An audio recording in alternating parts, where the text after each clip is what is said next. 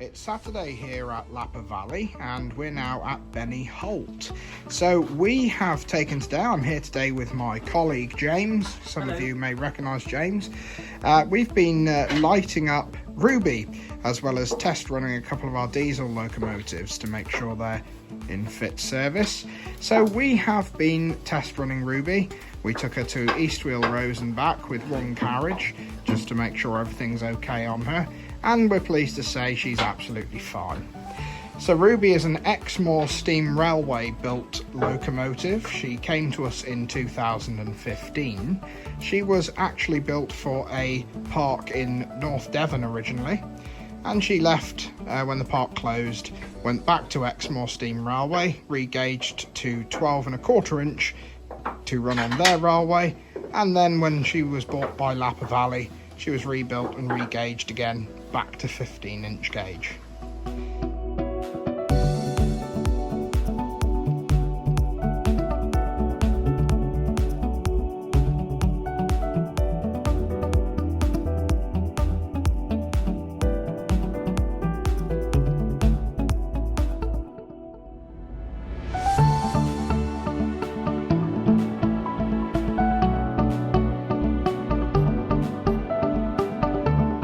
So we're going to use this video for a quick look around Ruby's cab, because I know how much all of you miss the steam engines here at Lappa Valley.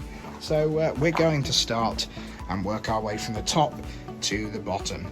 So we'll start with the top gauge there. Now that one shows how much steam pressure we have got in the boiler. And the boiler obviously makes steam by using the coal in the fire to make heat, which boils the water. Next one down, we've got our whistle. This one here, and that one nicely blows the whistle. It's a open and return valve. It's not quite like the conventional chain lever that you have on some steam engines. Moving down in the middle, this little valve here is called the blower. Now the blower actually draws the fire by using steam from the boiler to create an artificial draft via the chimney, which then draws the fire. Now we're at the stage at the moment where we're putting Ruby to bed. I thought I'd just make a very quick video to show you around the cab. So unfortunately we can't demonstrate much, but I can explain what things are.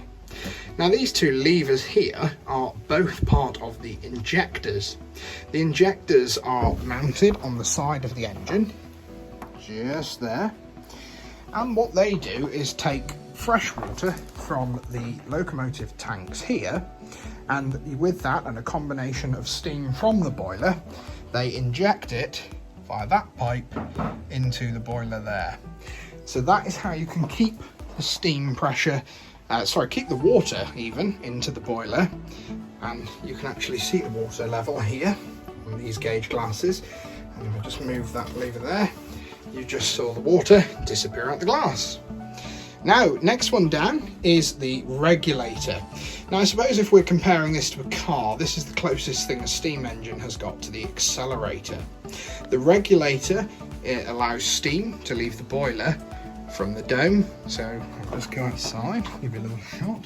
So that big valve there takes the steam and it then goes down into the cylinders, drives the wheels via the motion work, and then exhausts the steam out of the chimney. So back into the cab now. Now this lever here operates the cylinder drain taps.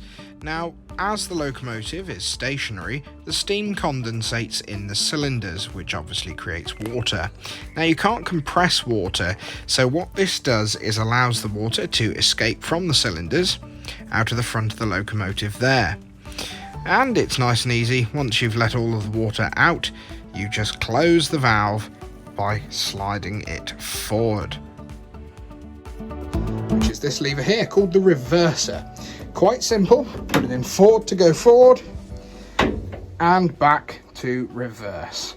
Now you can actually just see in there are little notches cut out, and that is called the cutoff. So unlike a car where you go from first, second, third, fourth, fifth, sixth, etc., on a steam engine you work from the furthest, most highest gear and restrict the stroke on the cylinders which then uses less steam and is much more economical. So whilst we're in this area, you can see another gauge here, which is the air brakes, and they are powered from this lever here. At the moment there's nothing in the tank on the locomotive because we don't have the compressor working, which is mounted in the tender, which Ruby usually runs around with. But when we do have a train going, that one has got some pressure on it, usually about 100 pounds per square inch, and that's the lever for the air brakes. Moving into the engine, over this side, you can see the handbrake. Handbrake's quite important for parking a locomotive, and it's quite simple. It's wind it on and then take it off. Now, when I was just talking to you about the injectors, I did mention that you take water from the tanks, and you control the flow of water via these two valves, one there and one here.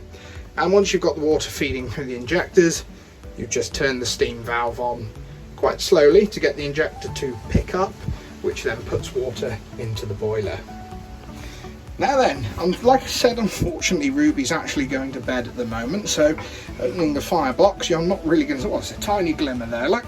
But there's not a lot going on in there, so we won't dwell on that too much. But that's where the coal goes, and that's where the fire is, and you can have immense heat, especially in these lovely summer weather we've been having lately. So that really is about it with the main controls of Ruby. We do have one more I can just show you, which is the sander. Now, when you're struggling for traction and the wheels are slipping, I know it's a common urban myth, leaves on the line, but believe me, it does have an effect. You can just drop a little bit of sand onto the rail ahead of your first wheels, which should give the locomotive extra grip. So there we are, that's it really with Ruby. It's fairly simple. I hope you enjoyed the video, and we all look very much forward to welcoming you back to Lappa Valley when we reopen soon.